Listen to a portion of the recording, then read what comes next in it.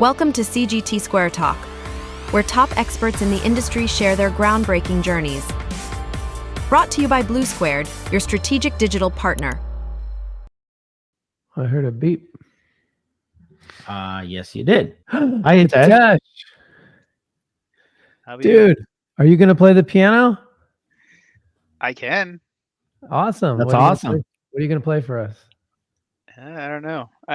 I'll just get out on. That is the one thing that I did not know about you, that you play No, piano. I can't. I can't play. I can No, do I'm just sketching, but I can't play piano. Well, welcome. Thanks for joining us. We appreciate it. I know you're a busy guy. Thanks Bring for the having world me. out there. Yeah, absolutely. I think it'd be really kind of interesting. You've got kind of an interesting background. If you just kind of share how you got to where you are, what your journey's like. Yeah, I guess the words that come to mind are unusual, unorthodox type of situation because I had my degree in computers, but then I had a family member who was in traditional pharma, so the pills and powders and capsules and packaging. Yeah. And he's like, why don't you come with me, and maybe you will find it interesting. So long story short, I ended up working for that environment for about 7 years, and then I heard about a new company in town or in state, which was working on biotech, Yeah. and I didn't know much That's about it at the Dendrian, time. right? Yes, that's Dendrion. So I didn't know much about the company at the time, and then what my thought process was. I have a huge so in parallel, I guess, world, I also have a big family, and big family comes with a lot of good things as well as bad. You have the happiness and you have all the milestones that you celebrate, but along with that also comes the illness, deaths, and the ugly side of things too. So um, by then I had lost a cousin at the age of 10 to leukemia. Then I Oh had wow. another two actually who had esophagus cancers, and I recently lost one to pancreatic cancer. So this is kind of a close, close to my heart type of thing. So I'm not in it just for a paycheck, but more of a passion, and not having a, a a doctor's degree or something like that, or not being a surgeon. This is working in any capacity I can in this type of field is going to get me as close to trying to save someone's life as possible. So I think there's a personal agenda along with the other benefit that it brings, and just a joy of doing something that actually has a meaning and has an impact on someone's life connected to the family and beyond is a great feeling to have and to take home every day. That's Yeah, I actually a think great there's a lot of point. people a lot of people share that sentiment. I know one of our one of our guys over here at Blue Square, Ian, who I think you know, Yes. he always says, "Yeah, this is important to do because we're kind of all potential patients, right?" Exactly. And it's just, I mean, there's a difference between curing someone's headache, which is a symptom, versus providing a cure that kind of gets rid of the disease from the root, and enables individuals to see the next milestones in their family, be it someone's wedding, be it holding a grandkid, or whatever the case may be. So from that passion point of view is what made the difference. But it was a culture shock for me to begin with, because there are different worlds. When you're in traditional pharma, it's all about Mhm. run, run, run. Like, how many pills, how many kilos, how many packaging have we done today? Versus when I made that switch to biotech, I was told that, hey, take your time, slow it down. Batch over here means one patient. I'm like, wait, what are you talking about? He's like, yeah, one to one ratio. So that it was a it was a culture shock to begin with, but it wasn't something that took me long to get accustomed to. But from that point on, and I'm talking about being in the industry between traditional pharma and biotech now, close to 21 years. So it was quite a journey, and but it also helps you because biotech at the time when I joined Dendrion was fairly new, Mhm. and the only thing that we had to relate to the biotech industry at that point in time was whatever we knew in terms of traditional pharma. So yeah, it's drums and weighing and all those kind of things. How do we relate that to a biotech industry? But that was the only reference point that we had. So learning from that and trying to segregate and dissect the difference between the two worlds was quite the journey. But nonetheless, I started fairly low in the ecosystem where I was in manufacturing, then moved on to quality, warehouse, um, supply chain, Hmm. then patient operations, and So then you were there. So Dendreon, they kind of tout themselves as the first individualized therapy, right? And yes, so you were there, I think, in 2010, which is when they actually started commercial manufacturing, if I'm not yes. mistaken, right? When I joined, they had just made the transition from successful clinical phase 3 into commercial. And that's when we started manufacturing. And it was an interesting one because it was dealing with fresh material with aggressive um, timelines or expiration. We had 18 hours incoming, 18 hours outgoing. So you can Mm. imagine as soon as the product is manufactured, it has to be shipped and it has to go all across US. So seen all kind of craziness. They had a helipad, so helicopters flying in, trying to end the expiration time so that we can manufacture the product and also get it out in time. And Mhm. again, living in the East Coast, you also deal with the snowstorm and uncertain weathers and things like that. So it was quite interesting, and mostly ended up working 6 to 7 days a week anyway. So it was, but it didn't feel difficult because I knew that it was going towards a good cause, and it was helping the end customer at the end of the day, which was a sick patient with no other options but this treatment. Mhm. Mm. If I understand this correctly, this is quite a while ago, right? At the beginning of the entire CGT kind of a journey Yeah. for the industry. What would you say that the industry is today, right? What type of issues or what type of hurdles that the industry is trying to overcome today? So I think that's a very good question, and there it depends on which type of treatment or which type of world we are talking about. I mean, obviously we are familiar with the autologous and allogenic. Autologous meaning we collect from the patient and manufacturing it needs to go back to the same patient. So source and destination being the same individual. Versus allogenic is we take a normal donor and we kind of convert that into made to stock. So we have it ready to use, and when an individual or when a patient needs it, we have it off the shelf that we can provide. In terms of autologous, typically the journey has been that it takes a long amount of time to go from start to end or from end to end cycle. I've seen somewhere in the neighborhood of 45 plus days and all the way to it coming down to a week or 2 weeks. But that is Dendreon was autologous, right? The Provenge. Dendrian was autologous. That was in fresh in and out, but the turnaround time for that was roughly 3 days. And the reason for that is because it was shipped and administered at risk. So as soon as the manufacturing is done, it would be shipped. It would get to the treatment center. They would administer it while the testing phase is still ongoing. And Mhm. at the completion of the testing phase, you will find out in certain cases that there was some sort of infection or some sort of contamination or whatever the case may be, and then doctor in that case would go ahead and administer the patient with some sort of antibiotic, or it basically was administration at risk. So that was a quick turnaround time, but then the world moved into this whole, for me at least, it moved into this cryopreservation where incoming we had more breathing room as well as outgoing.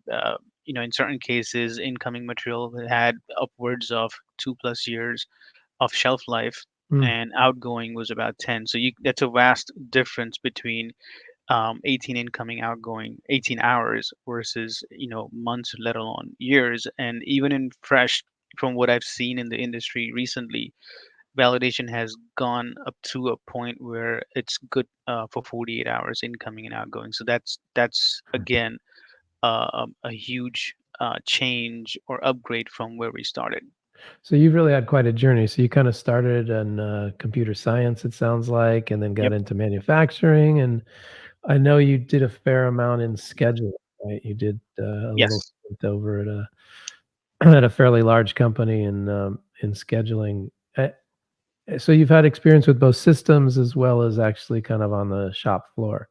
What so like if you had to give advice, to either a small or mid-sized company, let's talk about scheduling for a second.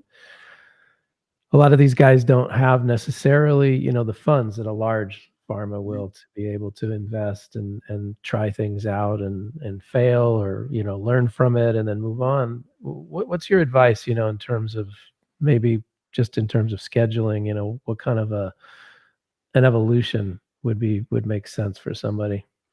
I think it really has to be flexible, because it's not always going to be picking up, manufacturing, and delivering, because of the key factors that we mentioned: patient's health, even the logistics, where it's going.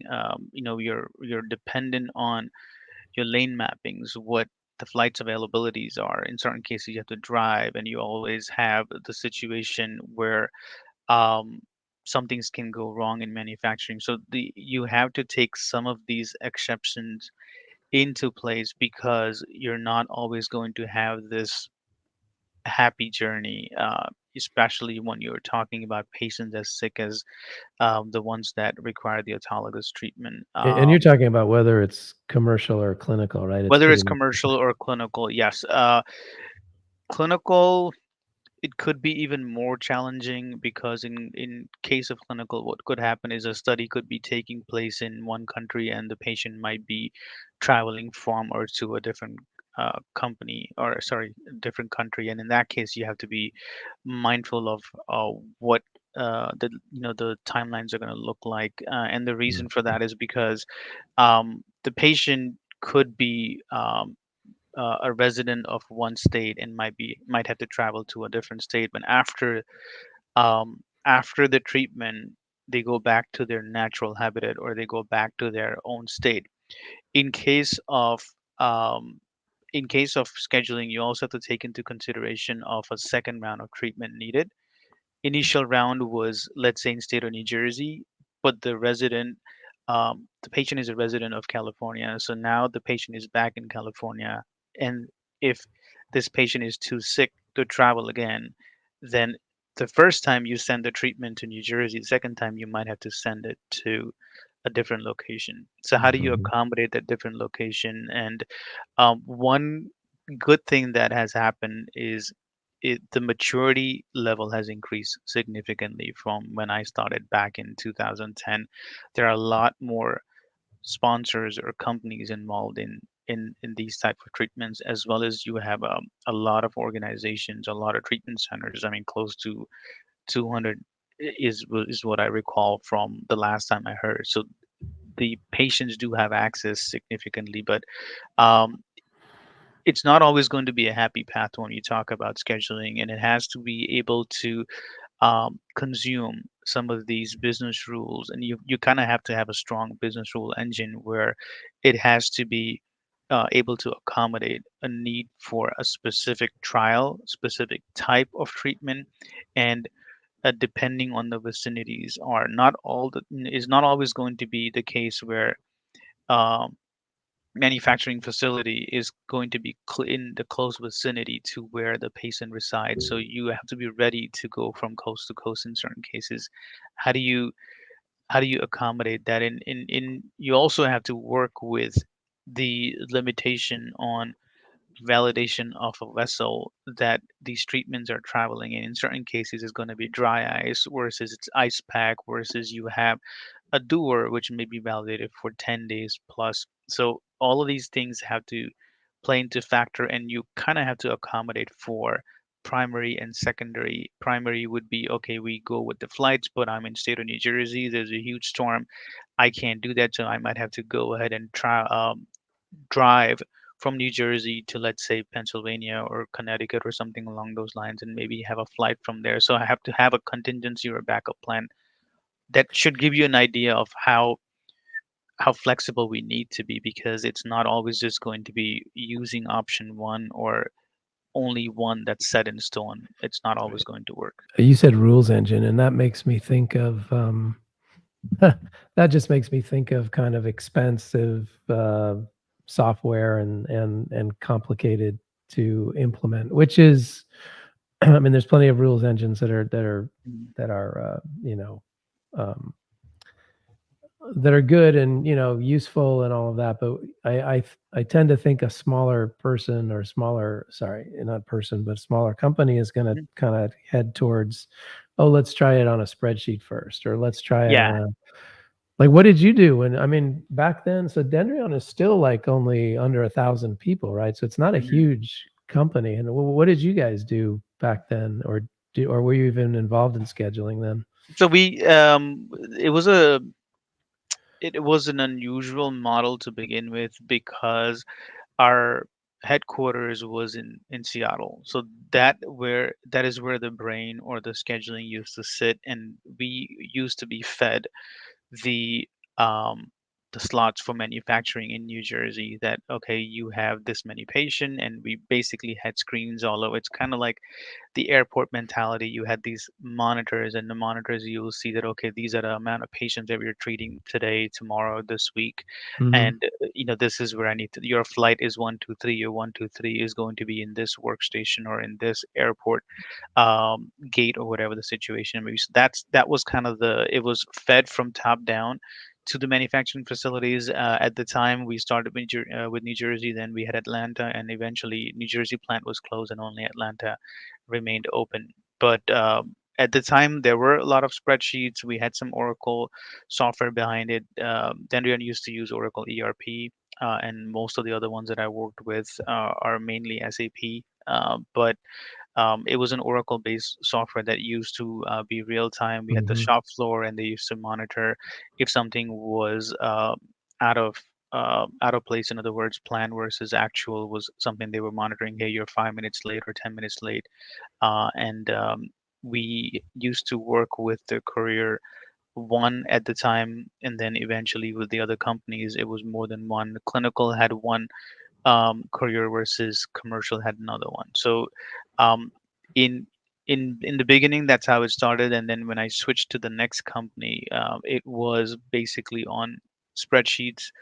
Um, how we started managing it on Excel spreadsheet basically, and then from there we also had some experience with Airtable, and then transitioned to a, a more involved solution with a big company like SAP, which Hmm. had the capability of the uh, business rule engine. But yeah, you're right. I mean, it depends on what your volume looks like, and depends on um, what the complexities are.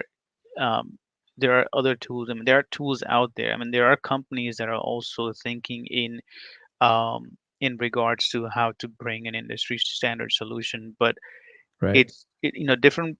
That's hard at this stage It's of the hard. game. Yeah, it's hard at that stage of the game, and also to your point, if I'm a small player, if I'm a small company, I don't have that kind of funds to begin with to invest in a big solution like a standard industry, because I Hmm. at this point I don't even know how successful my product is going to be, and how am I going to invest in something, because my funds are needed more towards a clinical trial that I want to see succeed. Exactly.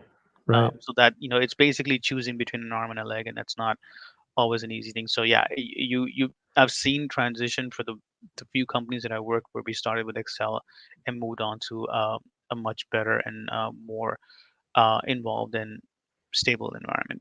It's funny. It's even large companies, because we've helped some larger guys get off of crazy spreadsheets and onto kind of a way to track their data Right. in a system.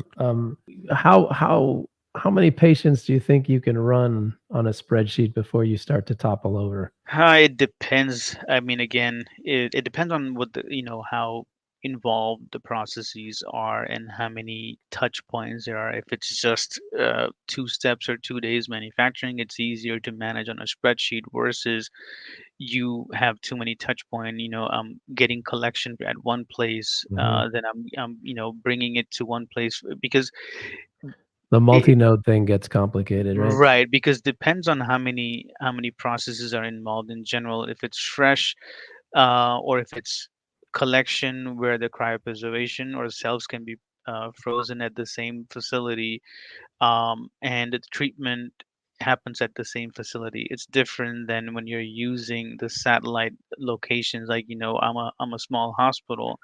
I don't have collection capability. I need to involve a third party like LabCorp, where I have to send the patient to be collected there, or I don't have a final product infusion center. I would have to use a third party. So things Mhm. get a little complicated there. But if it's a one-stop shop, I'm a big guy, I can do it all. Then in that case, it's easier because you know what, you're picking up from point A to the manufacturing facility, complete manufacturing, and then bring it back to this point A that you started with. So it's easier, but it's not always the case. And what's going to happen in certain situation is that you are So sorry, also what you're saying is not so much the number of patients as it is the is it complexity of the process itself, yeah? correct? Okay. Well, that makes a And lot of sense. very interesting. You touched on logistics part of it, right? So from using this shippers, how does the logistics industry today and possibly in the future that have to look at this from the perspective of what do they have? Do they have to go through transformation and being able to accommodate for specifically for any type of complicated process, right? So when you are going from point A to point B, that's pretty much easy, right? But when you have a complicated process between that, we talked about patients being on different sides of the country and so forth. What do you think from the logistics side of the Yeah, I mean, house? logistics companies have come a long way. I mean, similar to the example that we used, Anthony, that you mentioned of going from a paper to spreadsheet to a Mhm. more involved or complicated process. Similarly, I remember when we started working in Dendrion, it was a paper process. So they did, the couriers themselves did not have a portal. And now fast forward to today, they have these portals that has to be integrated in certain cases.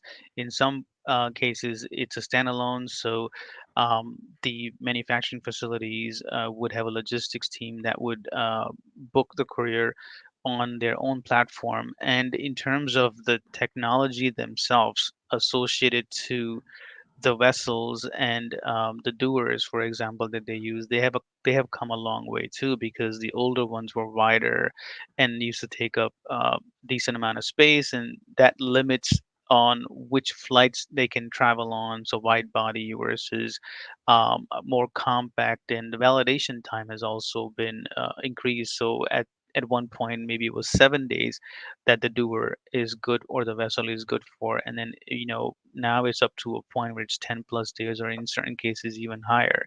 So it has advanced significantly, not only in terms of the technology used to place, receive, and track the orders, but also in terms of the vessels and the packaging itself, so that it can, because it's basically lessons learned, right? I mean, in the past you see it going in the wrong location, or you see them getting damaged easily and things like that. So Mhm. those kind of things have been taken into consideration. Doesn't mean that it's bulletproof or foolproof right now, but it's, if you take a look at the historic data, the success rate has significantly improved from where it used to be, let's say 10 years ago.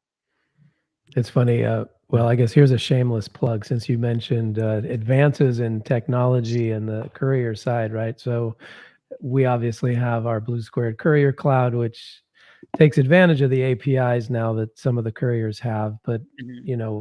instead of having to worry about connecting to each one separately, you can go through this, our shamelessly plugged courier cloud, so one API hitting all three. But you're right. I mean, things, and even as advanced, as they are from where you started. I mean, one of the benefits, obviously, of why we provide that application is because they're still not standardized, right? You Hmm. still run into changes in APIs, and you didn't know necessarily that it was going to happen, or uh, you know, one mapping is different than another. There's all sorts of still differences out there, which still makes it complicated, even though it's a lot better, as you say, Yeah. than what it was. And I mean, you're gonna have limitations. I mean, I don't think working with 3 or 4 couriers so far, they all have their limitations. Certain ones with amount of fields, certain ones with the character limitation, whatever the case may be. And I Right. remember doing it myself where we had to truncate or uh, you know uh, had You to still have to, shorten. right? Yeah, you still have to, and I don't, and they're not going to easily do that. So like Hospital of San Francisco, it's too many characters, so we had to kind of narrow Mm. it down to say HOSP or whatever the case may be, and in certain cases it gets lost in translation. Then you have to ensure that it's translated or it's shortened in a way that it still makes sense, and it's just otherwise what's going to happen is somebody's documentation, for example waybill, is used as a release point for shipment of a product from manufacturing facility by quality. If it doesn't, in certain cases, if it doesn't match um, to the T, Right. then you have issues. And I mean, I found myself so many times basically editing a PDF file to make sure that what they're looking for matches the waybill, so that the shipment can depart on time and get delivered. It's just the nature of how the limitation, it kind of ties your hand. And I don't see anyone willingly mentioning that they're ready to go ahead and accommodate these character expansion if needed. Making an interesting point there that in a perfect world, standardization would probably fix all of these problems, right? So, Yeah. and I've seen a lot of industries go through that standardization practices where when you have so many different touch points from so Hmm. many different players on the field, from logistics and pharma companies and so forth, that would be a great thing to see in the future, I would say. Yeah. Well, I'm I sure mean, in the future, it's the challenge there is that the industry is still so early on the life cycle, right? And things are dynamic, and Yep. it tends to be harder to, at least from what I've seen, harder to. Well, Hitesh, I think we're coming up on the half hour. It's actually gone by pretty quick, but any last words of advice for anybody out there, either from a systems perspective or, just from your general expertise in terms of, navigating this environment? I'll try and connect the personal life to the professional. I mean, I have a son, and um, he's soon to be a teenager. He's always car shopping on my behalf. So he's always giving me a hard time about my car. Dad, I need to get, you need to get, I need you to get something that's sporty and this and that. So why am I bringing this point up? Similarly, when it comes to software and systems, it's easy to get carried away and use our personal preferences and our experiences and say that, oh, I come from this company versus I come from that, and we're big and we did it right and we should do it that way. But we lose sight of the end customers, who in this case, for a treatment center platform, for example, is going to be the individuals placing the orders on the platform. What is it that they want? Listen to what the requirements are from them. Honestly speaking, from listening to individuals in the forums or in conferences, their ask is simple: keep it simple, keep it basic. I just Hmm. want to get in and out. I don't care about bells and whistles. I don't care Right. about pink versus purple. Just keep it simple. I just want to get in there, I want to get out. And can we please standardize it? So standardization is a key. In on one platform it takes 20 fields to be completed in order to enroll a patient versus on another one it takes 10. Why such a vast difference? Can we narrow it down? Can we come closer? Because we're not competing on who has more fields. We just want to get the order in. Right. And, because for the healthcare professionals, using a platform is maybe 5% at best of their overall responsibility because their main focus is on the patient that they need to treat. How can we make those lives easier? How can we make it's easier for them to get in and out of the platform, get the order in, and then just move on from that point on to concentrate on their day-to-day work that's more important than just trying to figure out what a platform looks like. Absolutely. That's an excellent point. Well, man, hey, it was really good to see you. I appreciate you spending a little time with us on this Friday afternoon for you, morning still for us out here on the West Coast. But anyway, thanks a lot. Hope you enjoy your weekend. Thank you. Same to you, and Thank you I'll very talk to you much. guys soon. Take Yeah, care, guys. talk to you soon. Bye now. Bye-bye. All right, that was cool. He had a lot of good insights. I really like the points, and your shameless plug actually worked. Yeah, no, I thought it was great. I was glad to see him. And if he actually sends me some drawings, I'll send it over to our producer, and she can maybe put it on the YouTube version of the podcast. That would be great. Yeah. All right, man. My computer's about to die. It's been great. I will see you next time on the next one. Have a good one, dude. Thank you. Up to Talk the to you next later. one. Bye. Bye. Subscribe for more insights from leading CGT experts.